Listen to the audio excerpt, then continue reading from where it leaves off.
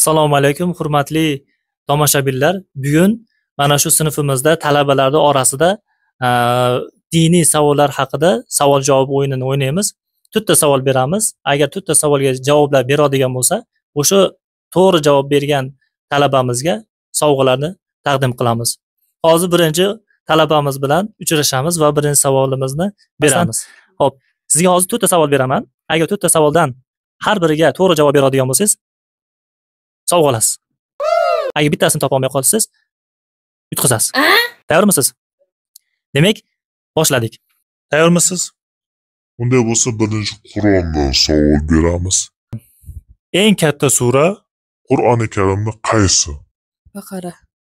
Baqara surasi. Qaysi? Baqara surasi. Baqara surasi. Xo'p, to'g'ri. Qur'oni Karimda nechta sura bor? 114 ta. Barakalla. Qur'oni Karimda 114 ta sura bor, topdingiz. Xo'p. Qur'onning yuragi qaysi sura? Baqara. Qaysi? Baqara surasi. Baqara surasi. Demak, Qur'onning yuragi Baqara surasi. Shu to'g'ri deb o'ylayapsiz? Yasinmi? Yasinmikin, ha? Balkim boshqa suradir. Yasin shekilli. Yasin. Demak, Qur'onning yuragi Yasin surasi. To'g'ri. Qur'oni Karimda endi shunday bir sura bor ekanki, o'sha surani har kecha o'qib yursa yoki har kuni o'qib yuradigan bo'lsa, qabr azobidan saqlaydi ekan. O'sha sura qaysi sura? Fotiha. Fotiha surasi. O'ylab ko'ring. Fotiha. To'g'ri javob bu Fotiha surasi emas, Taborak, ya'ni Mulk surasi edi. Payg'ambarimiz sollallohu alayhi va sallamning nechta bolalari bo'lgan? 6 ta. 6 ta. 7 ta. 7 tami? 7 ta. Balkim 8 tadir. 7 ta. Balkim 6 tadir. 7 ta. Kim aytdi sizga? Kim? O'ylab ko'rdingizmi? Qayerdan bildingiz? Bilarmidingiz? 6 tami? 6 ta? Yo 7 tamidi? 6 tamidi yo 7 tamidi? 6 ta. 6 ta. To'g'ri javob 6 tami? 7 ta emas? Yo'q. Rostdan. To'g'ri javob 7 ta edi. siz adashib ketib qoldingiz. Topdingiz. Xo'p, ikkinchi savol. Payg'ambarimiz sollallohu alayhi va sallam milodiy nechinchi yil tug'ilgan? 575. Necha dedingiz? Qaytarib qo'ying. 575. 575. Xo'p. Yo'q, bu noto'g'ri javob. Ikkinchi savol. Payg'ambarimiz sollallohu alayhi va sallamning birinchi ayollarining ismi nima? Fatima. Fatima deyapti. Siz o'zingiz to'g'ri deb o'ylayapsizmi shuni? Bilmaysiz. Demak, to'g'ri javob yo'q, javob noto'g'ri.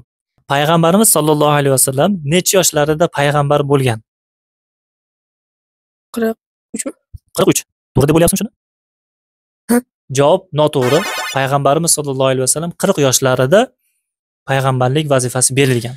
Payg'ambarimiz sollallohu alayhi va sallam necha yoshlarida bu dunyodan o'tgan? 63. 63. To'g'ri javobmi? Bilasizmi? Qayerdan bilasiz?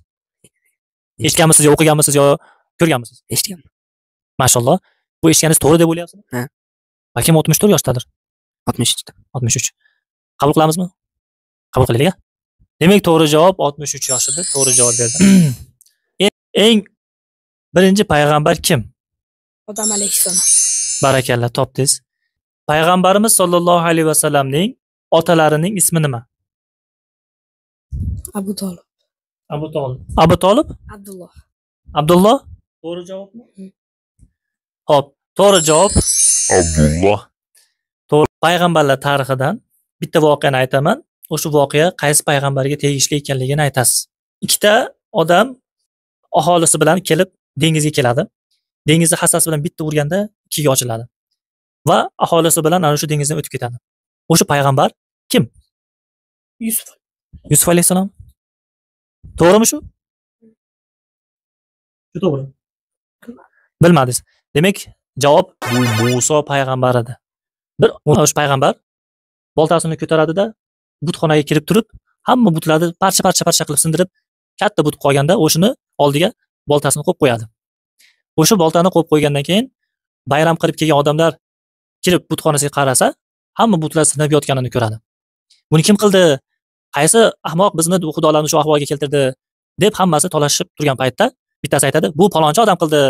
Sababi u palonda yakka xudolikka chaqirib yurardi deb aytgan edi.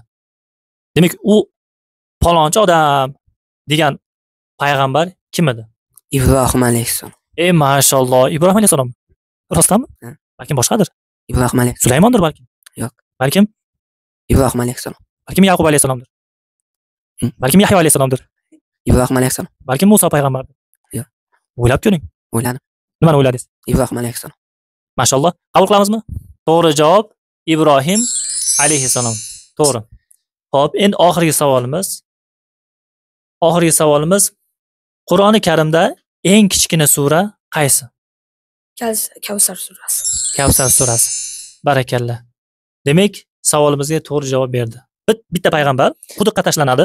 Quduqqa tashlanib, o'sha yerdan savdogarlar kelib, quduqdan o'sha suv ichgani kelganda, quduqdan o'sha odam chiqadi. Demak, bu voqea qaysi payg'ambarga tegishli?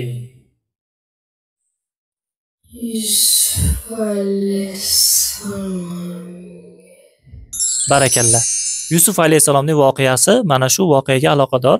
Shuning Qur'oni Karimda necha pora bor? 4. Rostdanmi?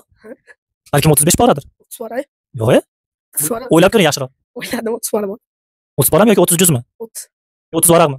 30 pora bor. Shuni Mashalloh. bilmaysiz uyatida. Qur'on haqida. Qur'oni Karimda Ixlos surasi bor. Shu Ixlos surasi necha oyat?